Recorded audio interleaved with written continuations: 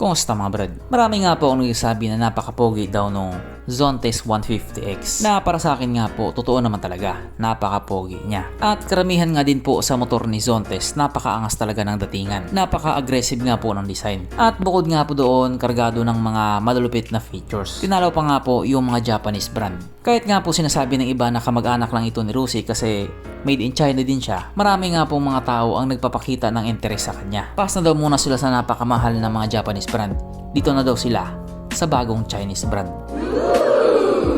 Kung sa bagay, hindi natin sila masisi. Ang mamahal nga naman talaga kasi ng mga Japanese brand. Tapos, tinipid pa sa mga features. Hindi katulad sa mga Chinese brand na ang pupogi na kargado pa ng mga pangmalakasang features at mas mura yung presyo. Kaya marami na nga po ang napapaisip. Pero alam nyo ba, bukod nga po dito sa Zontes 150X na nilabas nila, meron nga po itong kasabay na isa ding maxi scooter na napakaangas din ng itsura. Pero wala pa siya dito sa atin. Nandun pa siya sa China tapos nilabas na rin siya doon sa Malaysia. Ito nga po ang Zontes 150V. Pero doon sa Malaysia nga po, Zontes 175V yung pangalan niya. At kung titignan nga po natin yung itsura niya, talagang maangas siya. Para siyang alien. At kapag nakaharap nga po ito, para siyang galit na galit. Buti po yung Avenis, nakasmile lang.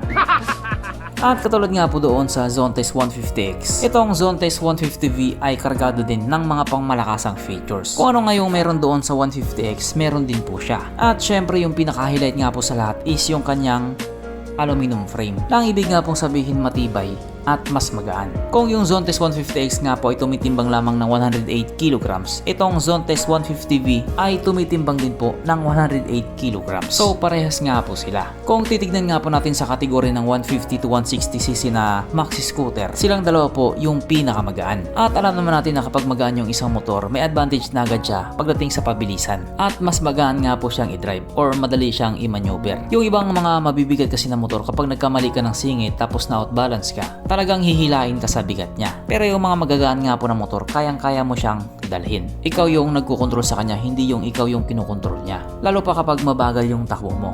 Siguro kung mabilis, okay lang. Pero may mga tao naman pong nagsasabi na mas pangit daw to na naka-aluminum. I mean, pangit daw na naka-aluminum yung frame niya. Ang paliwanag nga po nila, kung ikukumpara daw po kasi yung aluminum sa bakal, mas matigas daw yung bakal. Ayon nga po sa kanila, baka hindi daw natin mamalayan habang tumatakbo itong motor na ito, bigla na lang matope. Or di naman kaya bigla na lang mabali. Yun nga po yung sabi nila. May point naman sila.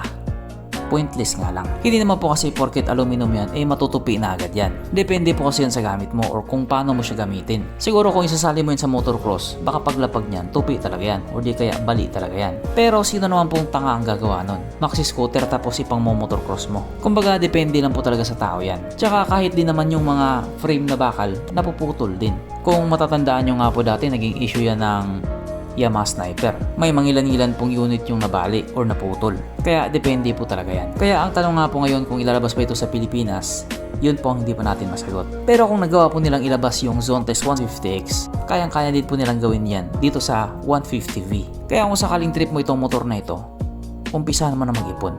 Or manghingi ka na lang kay mama. Cape Pie.